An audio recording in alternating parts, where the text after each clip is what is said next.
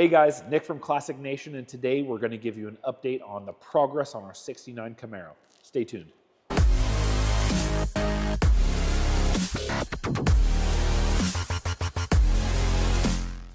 All right, welcome back. As you can see, we've got the engine out of the Camaro and the transmission out of the Camaro.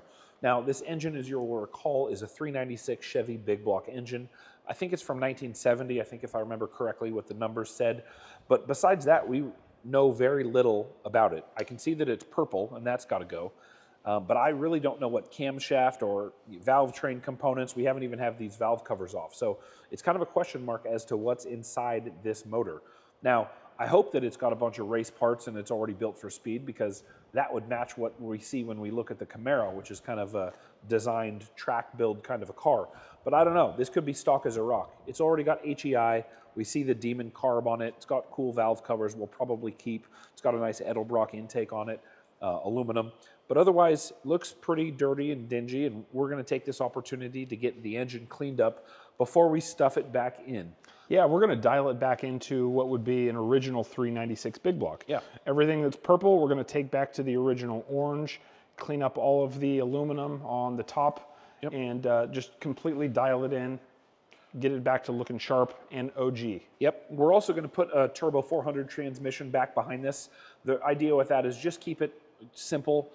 We love the idea of having an overdrive transmission, but with this, we're going to keep all the analog stuff. It's got a carburetor. We're going to keep that for now, even though we've talked about the idea of doing fuel injection. Maybe fuel injection in the future. In the future, maybe, and at that point, we may talk about an overdrive. But right now, I think we've got the components. Let's just get things working. Let's get it in the car, and then kind of see what we decide to do from there. Yeah, let's talk about the plan on the car. Yeah. So while the engine is out, we're obviously going to clean up the firewall. Somebody's taken the liberty and put a smoothed out panel there. It's kind of smoothed out, even though we've got a ton of dents and dings and things. We'll take this time to get the engine bay cleaned up. We've got a pressure wash, get rid of the grease and grime. We've also talked about putting tubular control arms and certainly disc brakes up front.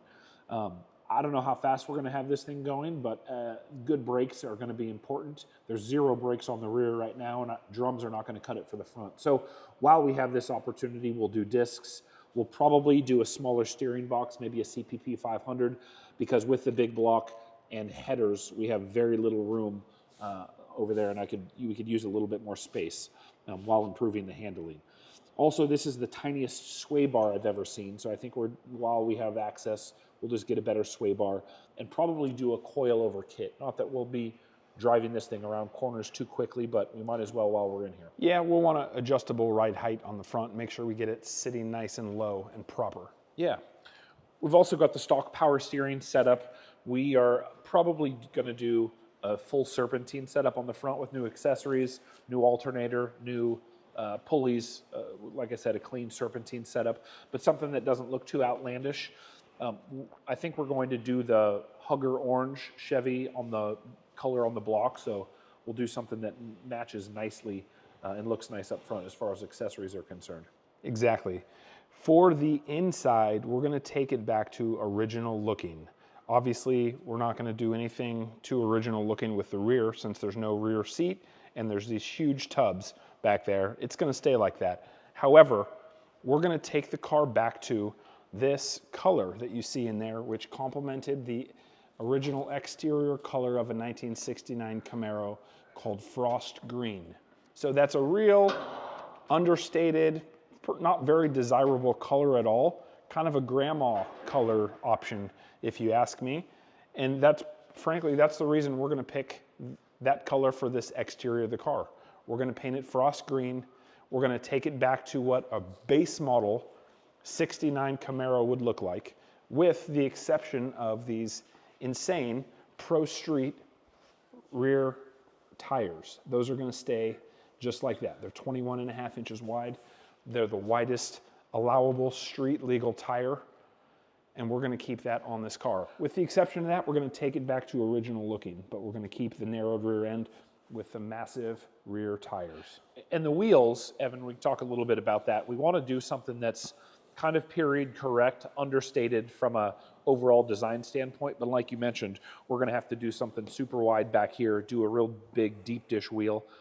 Did we say that these are 12 inches wide or 15 inches wide or something crazy? I forget. So we'll have to have some version of a custom wheel for the rear at least. Yep. And then probably a 7 or 8 inch wide wheel on the front that matches. But again, probably some kind of like a rally wheel, something like that that looks like it would have normally come on this, you know, base model type of a non-SS car.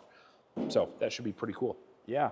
Overall, what's your description of what the car is going to be set up like? What's going to be the style? I mean, with the exception of the completely non-characteristic wheels, I think we're going to have it look like kind of a stock car, almost like a barn find original. So like just looking at it from the outside, if you were standing from the front, you wouldn't think anything was crazy about this. It would just be a normal looking car. But I want the idea is as you walk around the side to see those huge tires and the huge wheels in the tuck to know that something weird is going on under there. Obviously, a 396 engine would have come in one of these cars, so there's nothing too crazy about that. There is no back seat. It's aluminum. It's got that whole, I think, old school Art Morrison rear end with the coilovers in the back, so we'll make the front match, but just kind of make it a cartoonish car. I think the key here is to do exactly what would be the opposite of having a practical car. So if we can, if we had a spectrum and on one end of it was practicality, this car you would find on the complete other end of that spectrum. I think that's the goal. That describes it well. Yeah. To recap on those wheels, we're going to do the original Copo style 69 wheels with body matched steel wheels, color, painted that with the hubcaps or the poverty caps on as well. So it'll look really subdued until you make your way to the rear and see what the rear tire setup looks like. Yep. We'll probably do an American Auto Wire kit here, do all new wiring while we have the engine out. It'll be easy and clean to run that stuff. Yep. And I think we'll probably also do, sorry to interrupt, we'll probably do some NVU gauges.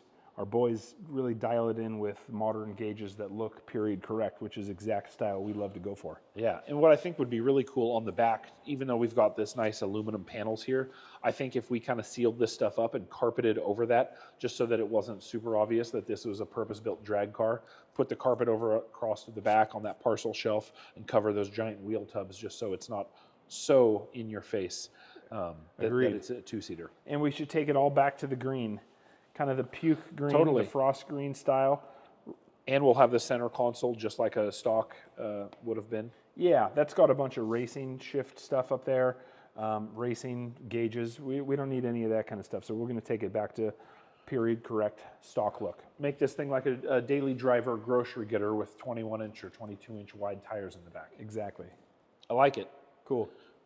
Overall, a pretty solid car. The body's in good shape. It's got some new panels, but really the reason that we got this is there wasn't a lot of rust repair that we have to do, and the body basically is in really good shape. So it's just kind of assembling the right components, putting it together, and hopefully getting it on the road.